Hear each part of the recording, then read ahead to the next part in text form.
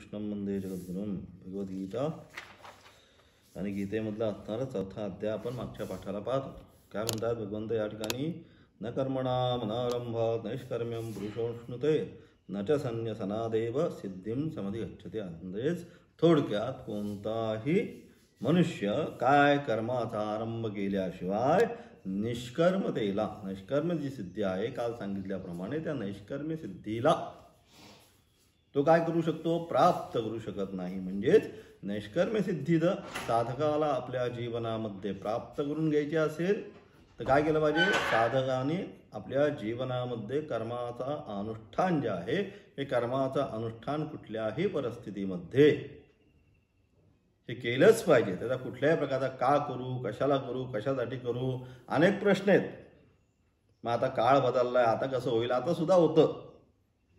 काळ बदलला म्हणून कर्माचं अनुष्ठान सोडून चालणार नाही. ते काळ जरी बदलला तरी कर्माचं अनुष्ठान आहे हे करणं काही हरकत नाही. सारखंच काय तुम्हाला काळ बदलला हे सध्याच्या बऱ्यापैकी लोकांचं किंवा साधकांचं म्हणणं हेच आहे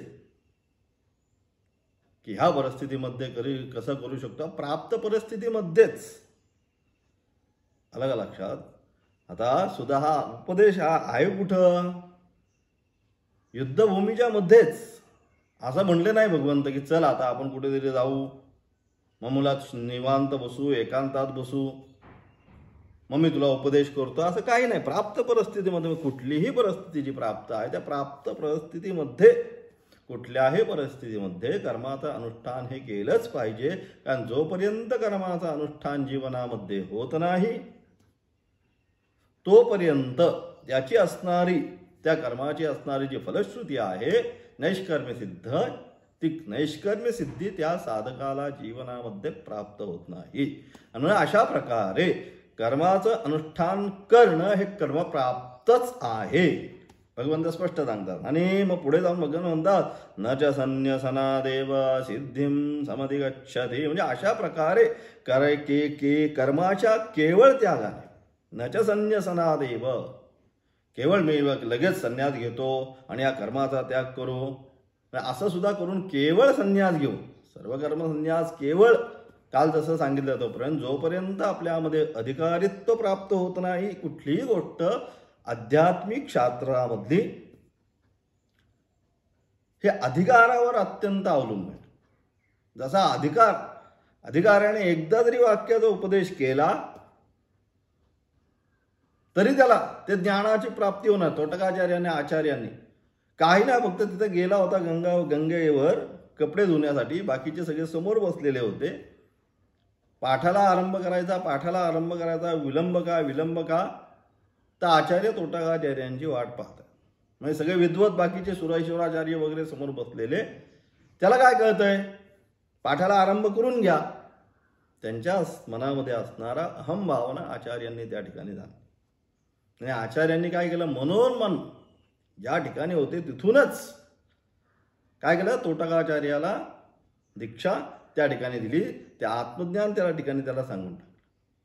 आणि म्हणून ज्या ठिकाणी तोटकाचार्य त्यानंतर गंगेवरनं कपडे घेऊन आला तो येतानाच आचार्यांचा असणार स्तोत्र तो तोटक अष्टक नावाने प्रसिद्ध आहे. विदिता किल शास्त्र सुधा जलदे भव शंकर मे शिकमे शरणम, अशा प्रकारे असणारे ते तोटकाष्टक ते म्हणतो. म्हणजे अशा प्रकारे त्याचं असणारं सांगायचं तात्पर्य काय की या ठिकाणी अधिकारित्व शास्त्रामध्ये अत्यंत महत्वाचं आहे. आणि म्हणून अशा प्रकारचे अनधिकारत्वात आचार्य म्हणतात केवळ मला वाटलं म्हणून संन्यास घेतला चालायचं नाही.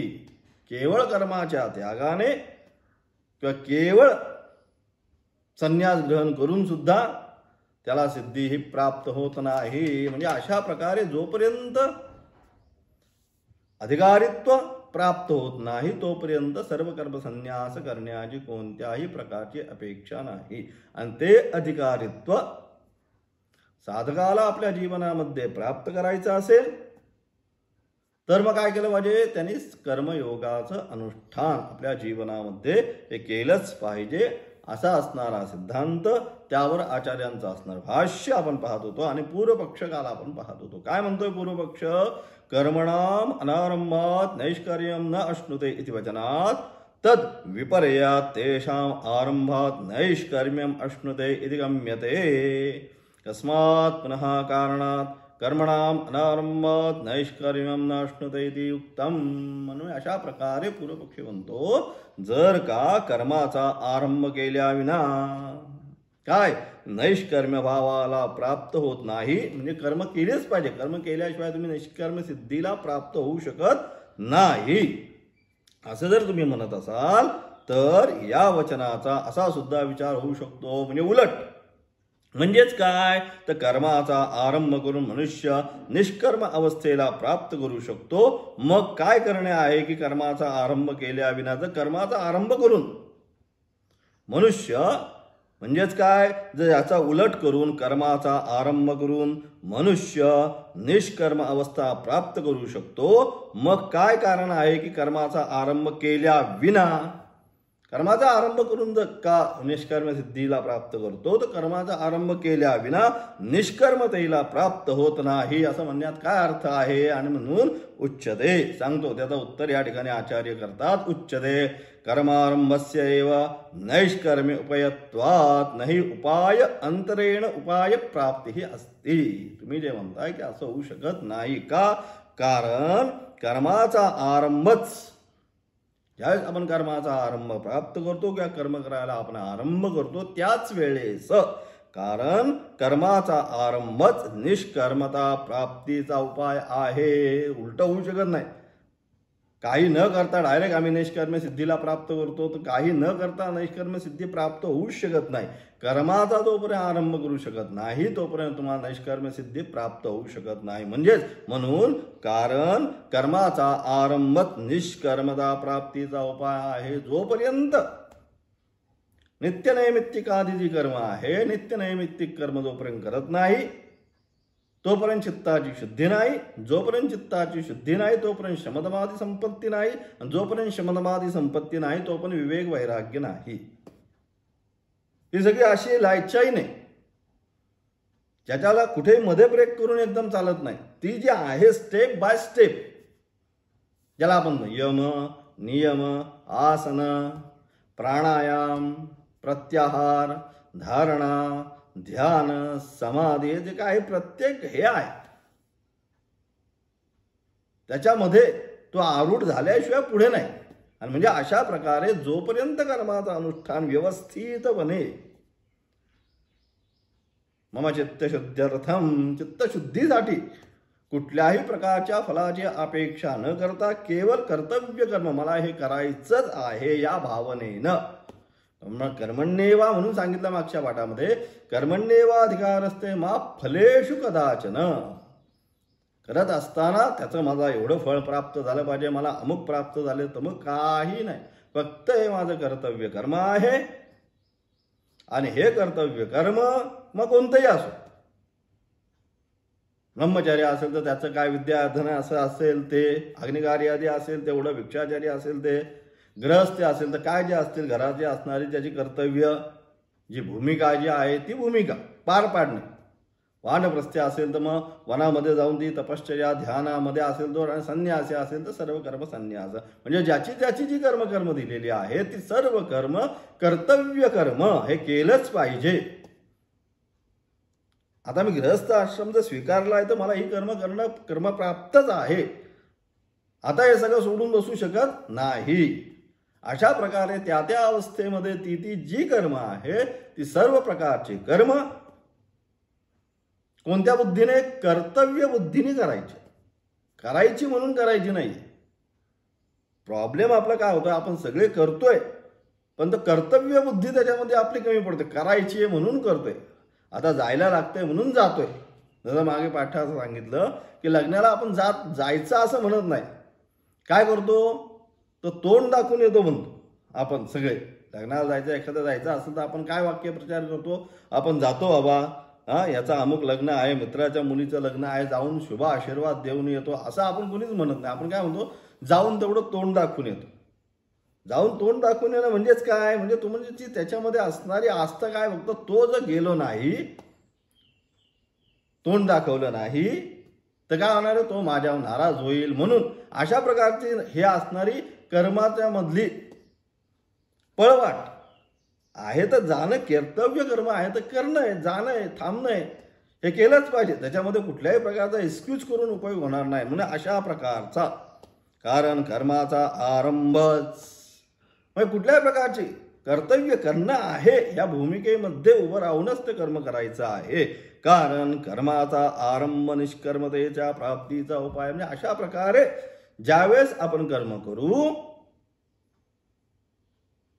कर्तव्य कर्म ही धरून, त्याच वेळे उपायाविना उपेयाची प्राप्ती होत नाही. उपेय म्हणजे साध्य जे आहे. कोणतं साध्य आहे? विवेक वैराग्य समाधी शक्ती संपत्ती जे आहे, ज्ञानयोगासाठी असणारी अधिकाराची जी भूमिका आहे, ती अधिकाराची भूमिका ही उपेय. आणि ते उपेय जे आहे ते उपायाविना, हा उपाय आहे त्याचा. कर्मानुष्ठान हे पहिलं पाहिजे. कर्म करत करत करत चित्तशुद्धीनंतर पुढच्या सगळ्या गोष्टी येतात. आणि म्हणून अशा प्रकारे उपायाविना उपेयाची प्राप्ती होत नाही. उपाय जो आहे हा करणंच आहे, कर्मप्राप्तच आहे. त्या विना उपेय जे आहे सर्व कर्मसन्यास तो प्राप्त होऊ शकत नाही. आणि म्हणून अशा प्रकारे कर्मयोगोपायत्वंच नैष्कर्मलक्षणस्य ज्ञानयोगस्य श्रुतव इहच प्रतिपादनात. आणि म्हणजे अशा प्रकारे नैष्कर्म्यरूप ज्ञानयोगाचा उपाय, नैष्कर्म्यरूप सर्व कर्मसन्यास अशा असणाऱ्या नैष्कर्म्यरूप ज्ञानयोगाचा उपाय कर्मयोग आहे. आणि म्हणून कर्मयोग जो आहे, कर्मयोग हा फाउंडेशन आहे.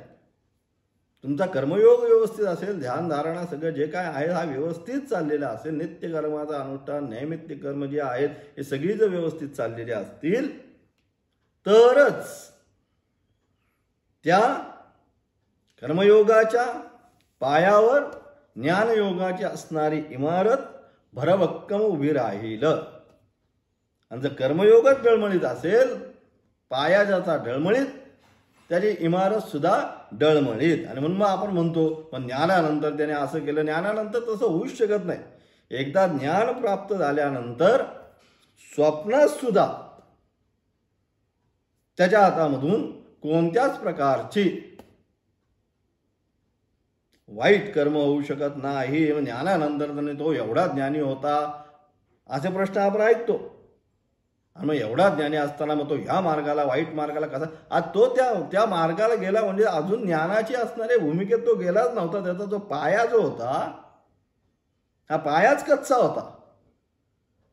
अलग लक्षात. कुठलीही गोष्ट जी आहे, म्हणून सातत्याने मी एक गोष्ट सांगतो, या सगळ्या गोष्टी लगेच होणाऱ्या नाहीत. या प्रत्येक गोष्टीसाठी कालावधी. 2 दिवसात गेला आणि 4 दिवस साधना केली लगेच ज्ञान प्राप्ती झाली असं होऊ शकत नाही. कारण हे जे अंतःकरणावर जे संस्कार आहेत कोणतेही असो, मग ते चांगले असो अथवा वाईट असो, हे सर्वच्या सर्व संस्कार जे अंतःकरणावर पडले ते एका जन्माचे नाहीत. या जन्मामध्ये जन्माला आला लगेच ते संस्कार झाले असं नाही. याच्या अगोदर अनेक जन्म, बहुनी मे व्यतीतानि जन्मानि तव अर्जुन तान्यहं वेद सर्वाणि न त्वं वेत्थ. परंतु काहीच जाणत नाही. या अगोदर किती आमचे जन्म झाले, किती वेळा जन्म यावे. महाराज म्हणतात किती झाले जन्म हे काय माहिती. म्हणजे प्रत्येक जन्मामध्ये असणारे संस्कार चांगले आणि वाईट दोन्ही त्या अंतःकरणावर जे निर्माण झालेले आहेत हे अनेक जन्मांचे संस्कार आहेत. म्हणजे अनेक जन्माचे संस्कार असल्यामुळे लगेच धुतले जातील असे कोणतीच मशीन इथं नाही. म्हणून त्याला सांगितलं तपसा ब्रह्मविजिज्ञासस्व, म्हणून त्याला तप सांगितलं की अनेक याच्यामध्ये वर्षानुवर्ष त्या शबरीने काय केलं, तपश्चर्या केली. दररोज वयाच्या 8व्या वर्षी आरंभ केली तपश्चर्येला तिच्या, की राम येणारे. पण दररोज उठायचं, ती झोपडी झाडून घ्यायची, सारून घ्यायची, जिथं राम बसणार आहे तिथं व्यवस्थित जागा करायची, पाणी आणायचं, सगळं तिथं ठेवायची. म्हणजे सगळी तपश्चर्या किती 80 वर्ष ती तपश्चर्या करत राहिली. तेव्हा रामाचं दर्शन झालं. सांगायचं तात्पर्य काय, या सगळ्या कथांच्या माध्यमातून हेच सांगायचं की गेला आणि लगेच प्राप्ती झाली. गेला 4 दिवस राहिलो इथं, मी राहिलो पंढरपूरमध्ये, राहिलो याच्यामध्ये, राहिलो त्याच्यामध्ये, वर्षभर साधना केली आणि मला लगेच ब्रह्मज्ञान प्राप्त झाला, असं होऊ शकत नाही. याला प्रत्येक गोष्टीला वेळच आहे, लांब कालावधी. याला 2-4 वर्षाचा हा कालावधी, अनेक जन्माचे संस्कार 2-3 वर्षामध्ये जन्मांतरीचे संस्कार अलग लक्षात. ते सगळे संस्कार चांगले वाईट जे असतील ते वाईट सगळे संस्कार घालवायचे आणि त्याच वेळेस त्याला वास्तविक परमेश्वराची प्राप्ती का तो सन्मार्गावर येणार आहे. आणि म्हणून अशा प्रकारे एकदा त्या मार्गावर तो आरूढ झाला कि मग त्याला पुन्हा एषा ब्राह्मी स्थिती पार्थ नैनाम प्राप्य विमुच्यते सांगितलं मागच्या अध्यायातच पाहिला आपण शेवटचा श्लोक, की एकदा त्या विषयामध्ये तो प्राप्त झाला, तो त्या स्टेजला गेला ठराविक, न विमुच्यते, पुन्हा तो मोहित होत नाही. म्हणून ज्ञान प्राप्त झाल्यानंतर पुन्हा मोहित कसा होतो? ज्ञान प्राप्तीनंतर मोहित होतच नाही. हा आमचा मूर्खासारखा प्रश्न आहे, शिकून सुद्धा आम्ही विचारतो ज्ञान प्राप्ती आलं, ज्ञान प्राप्तीनंतर कसा काय मोहित होईल? म्हणजे त्याला ज्ञानाची मोहित ज्या अर्थी तो झाला त्या अर्थी त्याला ज्ञानाची प्राप्तीच झाली नाही. मग तो कोण? आता पुढच्या श्लोकामध्ये त्याला मिथ्याचारी सांगितलं. अशा प्रकारचा जो आहे तो कोण सांगितलं? तर अशा प्रकारचा जो आहे तो सर्वच्या सर्व तो मिथ्याचार उच्यते. पुढे सांगतात भगवानात 6व्या श्लोकामध्ये काय म्हणतात? कर्मेंद्रियाणि संयम्ये आस्ते मनसा स्मरन् इंद्रियार्थान विमूढात्मा मिथ्याचार उच्यते. फक्त लोकांना दाखवण्याकरता काय केलं? कर्मेंद्रिय आणि संयम्य, मी हे करत नाही, मी हे खात नाही, मी तेच पित नाही, मी असाच भरतो, माझी अशीच साधना आहे, मला अमुक करायचं, हे सगळं लोकांकरता दाखवण्याकरता करतोय. परंतु यास्ते मनसा स्मरण, परंतु मनामध्ये त्या सगळ्या गोष्टींचं स्मरण त्याचं चालूच आहे. असं मिळालं, हा भोग मिळाला, असं चांगलं असतं, गुलाबजाम खायला मिळालं चांगलं असतं, आता फिरायला गेलो असतं, हे सगळ्या प्रकारचं मनामध्ये फक्त चिंतन चालू आहे. पण लोक आल्यानंतर दाखवतो की मी सर्व संकल्प संन्यासी, सर्व कर्म संन्यास घेऊन इथं बसलेलो आहे. पण मनाने पुन्हा तेच विषयांचं चिंतन ज्यावेळेस तो करतो, तो कोण आहे? तर इंद्रियार्थान विमूढात्मा सांगितलं. तो काय करतो? स्वतः मूर्ख बनवून घेत आहे. अशा प्रकारचा तो कोण? मिथ्याचार उच्यते. तो मिथ्याचारी आहे. आणि असे जे मिथ्याचारी आहेत, या मिथ्याचारी लोकांना कधीच तत्वज्ञानाची प्राप्ती होत नाही. कारण का? त्यांचं बेसिक फाउंडेशनच कच्चं आहे.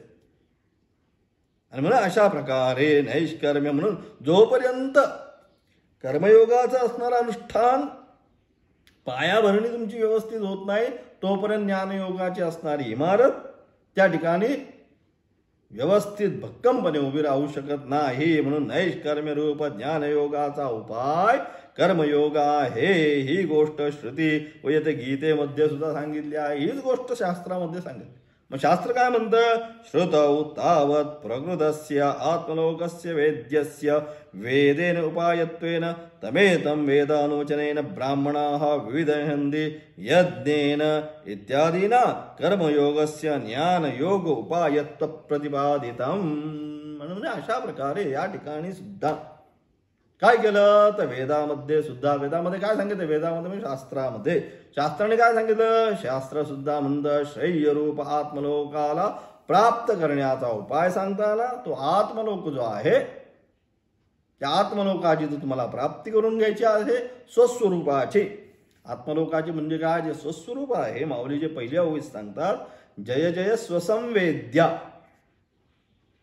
आत्मरूपा. त्या आत्मलोकाची जर तुम्हाला जीवनामध्ये प्राप्ती करून घ्यायची असेल तर काय करायला पाहिजे? शास्त्रामध्ये सुद्धा श्रेयरूप आत्मलोकाची प्राप्ती करण्याचा उपाय सांगताना त्याला काय उपाय आहे?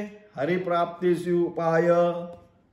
त्या ठिकाणी मग काय उपाय? त्या आत्मतत्वाला ब्राह्मण वेदाध्ययन व यज्ञेन जाणण्याची इच्छा करतात. अशा प्रकारचे जे साधक आहेत, हे साधक त्या आत्मतत्व प्राप्त करून घ्यायचं असेल तर त्याला काय केलं पाहिजे? वेदाध्ययन आणि यज्ञ आदीची काय सांगितले? कर्तव्य कर्म, नित्यकर्माच्या अनुष्ठानाच्या द्वारे ते प्राप्त करून घेतात इत्यादी वाक्यांद्वारे कर्मयोगास ज्ञानयोगाचा उपाय सांगतात. आणि म्हणून त्या प्रकारे सांगायचं तात्पर्य काय, जो कर्मयोग आहे कर्मयोगाच्या माध्यमातूनच, लगेच कर्माचा त्याग नाही करायचा, कर्मयोगाच्या माध्यमातूनच ज्ञानयोगाचा उपाय सांगतात. म्हणून जोपर्यंत कर्मयोग म्हणून सांगितलं, सातत्याने सांगतो की केल्यानंतर एकट्या अनुष्ठानामध्ये गेल्यानंतर, त्या अवस्थेमध्ये गेल्यानंतर तुम्हाला करायची काही गरज नाही. या सगळ्या ज्या गोष्टी आहेत या नैसर्गिक अनुषंगाने व्हायला पाहिजेत. त्याच्यामध्ये फार बलपूर्वक प्रयत्न करायची गरज नाही. स्वतः त्या त्या अवस्थेला त्याला स्वतःच वाटत की नको आता कुठं जायला, राहू दे ना आता घरामध्येच बसू, चिंतन करू. म्हणजे काय होईल, त्याची जी सारखी सातत्याने बाहेर फिरण्याची जी इच्छा होती, शास्त्राचं श्रवण मनन केलं, कर्मयोगाचं अनुष्ठान केलं, त्याने काय होईल, चित्त जशी शुद्धी होईल तसं मग त्याला काय वाटेल, त्याला एकांताचा वास मस्त वाटेल की कोणामध्ये जा. एकांते सुखमाप्स्यताम परचरे चेतसमाश्रियताम सांगितलं साधना पंचकामध्ये पाहिलं आपण. एकांते सुखमाप्स्यताम, त्याला एकदा त्या अवस्थेला तो गेला, कर्म करत करत करत चित्ताची शुद्धी झाल्यानंतर आपल्या आपच त्याला आता वाटेल की कुठं आता जायला नको, वास एकांते सुखमाप्स्यताम. अरे वा, तुका म्हणे आम्हा एकांताचा वास अलग लक्षात. त्याप्रमाणे एकांतामध्ये शांत मस्तपैकी राहील. हे कशाची, तर कर्मयोग ज्यावेळेस परिपूर्ण अवस्थेला जायला आरंभ होईल, त्याच्या सगळ्या त्याच्या मनामध्ये असणाऱ्या गोष्टी आपल्या आप बदलायला सुरुवात होईल. ॲटोमॅटिकली त्याला करायची तिथं गरजच पडणार नाही. हे मी सोडतो, त्याचं मन तिकडे धावणारच नाही सोडण्यासाठी. कारण का, त्याच्यामध्ये आता त्याचं लक्षात आलं, सात्विक गुणसंपत्ती ज्यावेळेस निर्माण व्हायला लागली त्यावेळेस आपल्या आपच जेवढे दुर्गुण आहेत ते दुर्गुण आपल्या आप मन सोडून देते. आणि म्हणून अशा प्रकारे कर्मयोगास ज्ञानयोगाचा उपाय सांगतात. इह अपि, आणि या ठिकाणी सुद्धा इह अपि म्हणजे गीतेमध्ये सुद्धा गीता काय म्हणते, संन्यासस्तु महाबाहो दुःखमाप्तुमयोगतः योगिनः कर्म कुर्वन्ति संगम त्यक्त्वा आत्मशुद्धये यज्ञो दानं तपश्चैव पावनानि मनीषिणाम इत्यादी प्रतिपादयिष्यते. म्हणजे गीतेमध्ये सुद्धा सांगितलं. काय सांगितलं, हे महाबाहो विना कर्मयोग संन्यास घेणे कठीण आहे. संन्यासस्तु महाबाहो दुःखम आपनुयात अयोगात. जोपर्यंत तुमचं अधिकारित्व प्राप्त होत नाही तोपर्यंत त्या गोष्टीच्या मागे जाऊ नये. आणि म्हणून हे महाबाहो विना कर्मयोग, कर्मयोगाचा अनुष्ठानच नाही, लगेच संन्यासच धारण केला, अलग लक्षात. मग काय होईल, तो संन्यास दुःखालाच कारण होईल. म्हणजे अशा प्रकारे हे महाबाहो विना कर्मयोग, म्हणजे जोपर्यंत फाउंडेशन, सांगायचं तात्पर्य या ठिकाणी निर्णय काय की जोपर्यंत फाउंडेशन व्यवस्थित बसत नाही, एकदा फाउंडेशन पक्क झाल्यानंतर इमारत कशीही बांधा तुम्ही, डिझाईन करा, खाली करा, वर करा, तिरपी करा, पण ती काय हलणार नाही. फाउंडेशनच कच्चं राहिलं तर इमारत कशी तरी बांधली तरी ढासळणारच. म्हणून कर्मयोगाचा असणार आहे फाउंडेशन. सतत भगवंताचं चिंतन, नित्यकर्माचं अनुष्ठान हे सगळं करत करत करत ज्यावेळेस जाईल त्याच वेळेस तो संन्यासाला अधिकारी होईल. आणि विना कर्मयोग संन्यास घेणे कठीण आहे. त्यानंतर योगी लोक आसक्ती सोडून अंतःकरणाच्या शुद्धीसाठी कर्म करतात.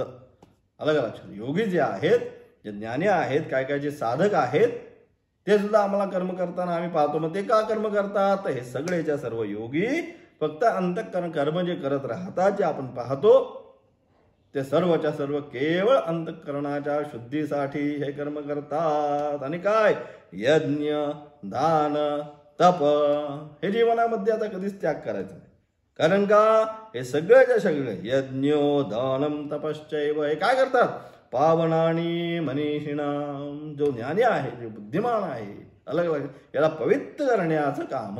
अलग काय, याचा लगेच त्याग करायचा नाही, मी हे त्याग करतो, मी ते त्याग करतो, सगळंच त्याग करायचं, मग काहीच करायचं नाही. असे पण बरेच साधक आहेत. अलग हे सोड ते सोड, वेदांताने असं सांगितलं हे करायचं नाही, वेदांताने सांगितलं ते, आणि सगळं सोडायचं. आणि जे प्राप्त करायचं तिकडे पण जायचं नाही. आणि मग काय करायचं, काहीच करायचं नाही, मग नुसत्या गप्पा आणि गोष्टी एवढंच करायचं, त्यात काही अर्थ नाही. म्हणून काय सांगितलं, हे सगळं का करायचं, का यातनं बाहेर पडायला वेळ मिळत नाही? का या सगळ्याच्या सगळ्या ज्या गोष्टी आहेत, यज्ञ दान तप, या तुम्हाला पवित्र करणार आहेत कायम. म्हणून त्याचं कायम अनुष्ठान जीवनामध्ये पाहिजे. सकाळी उठलं काही जप तप साधना संध्या पूजा का पाहिजे सातत्याने? की जर तो वेळ सोडून दिला तर काय करणार? मग तेवढा वेळ दुसऱ्या कर्मामध्ये लावला.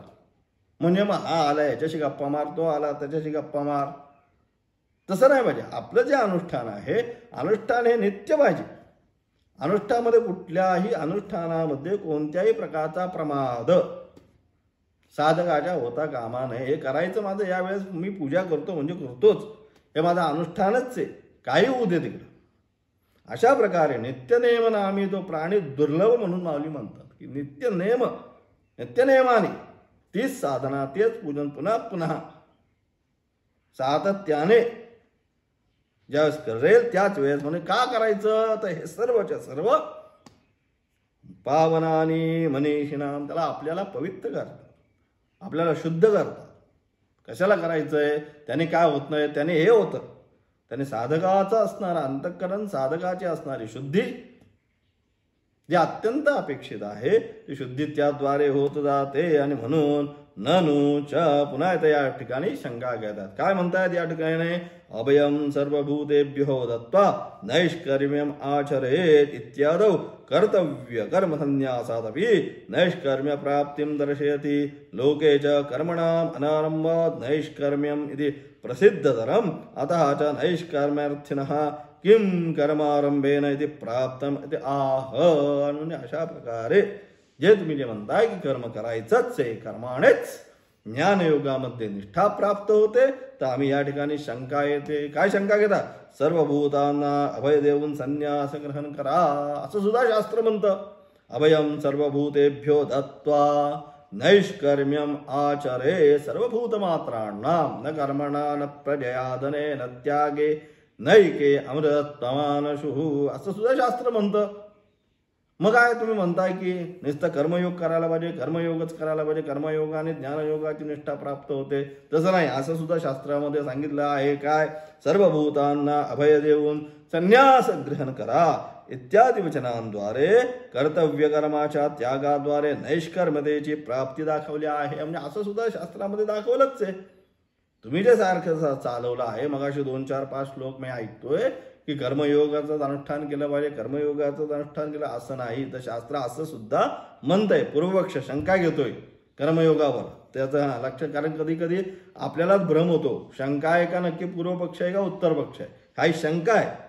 कर्मयोगाचं जे आत्तापर्यंत या ठिकाणी विस्तार केला किंवा कर्मयोगाची जी प्रशस्ती सांगितली, त्या कर्मयोगाच्या प्रशस्तीवर फलश्रुतीची सांगितली, या कर्मयोगाचंच असं प्राप्त होतं, त्या फलश्रुतीवर आता यांनी शंका घेतलेली आहे. जी स्तुती केली आहे कर्मयोगाची, ते म्हणतात की तसं नाही. तर असं सुद्धा शास्त्र म्हणतं, सर्व भूतांना अभय देऊन संन्यास ग्रहण करा इत्यादी वचनाद्वारे शास्त्र म्हणतंय कर्तव्य कर्माच्या त्यागाद्वारे नैष्कर्म्यतेची सुद्धा प्राप्ती दाखवली आहे.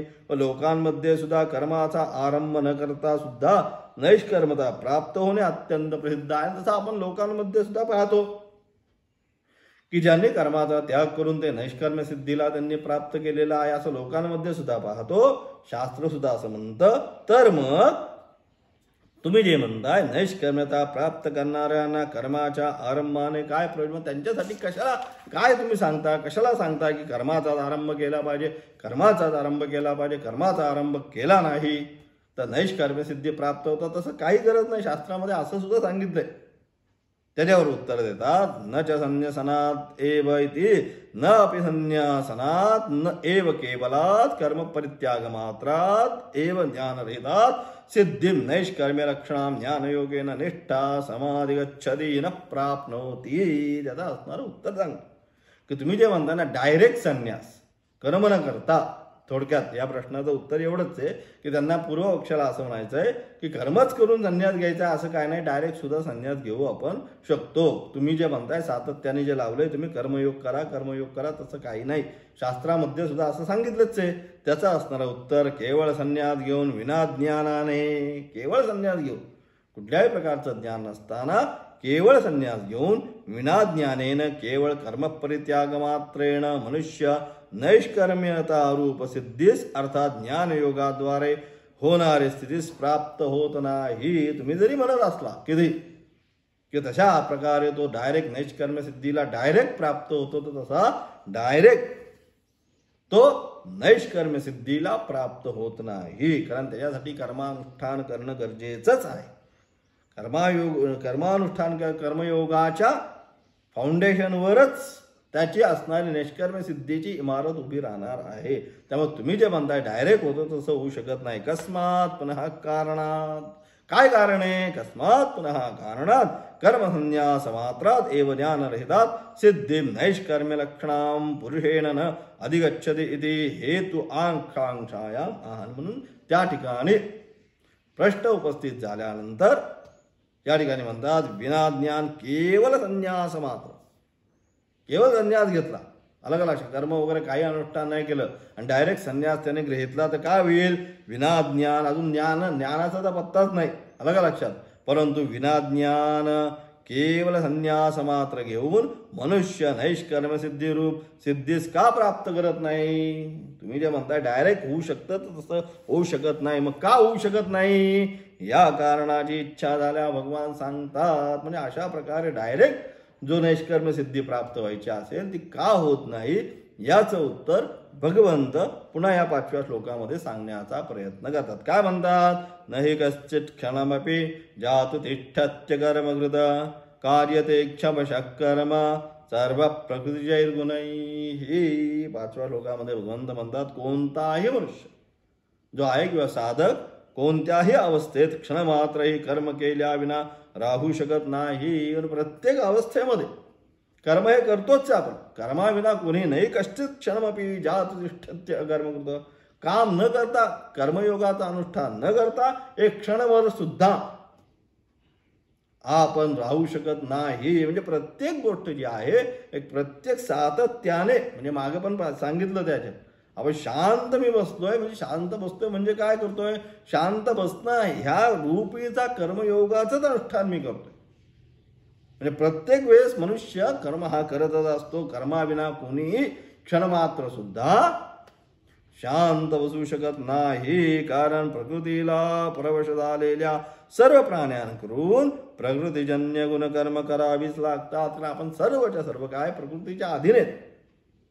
प्रकृती म्हणजे मायेच्या अधीन असल्यामुळे आपल्याला कर्मही करावीच लागतात. आणि म्हणून अशा प्रकारे प्रत्येक जीव हा सातत्याने कर्म करतच असतो. विनाकर्म कोणीही राहू शकत नाही. म्हणून प्रत्येकाला तुम्ही जे म्हणताय की कर्म न करता डायरेक्ट संन्यास, तर डायरेक्ट संन्यास होऊ शकत नाही. मग त्याचा असणारे कशा प्रकारे ती कर्म करतो त्याच्या प्रश्नाचे असणारे उत्तर भगवंत पुढच्या 2-3 श्लोकांच्या माध्यमातून देण्याचा प्रयत्न करतात. त्याचा असणारं विशेष व्याख्यान उद्याच्या पाठामध्ये पाहू.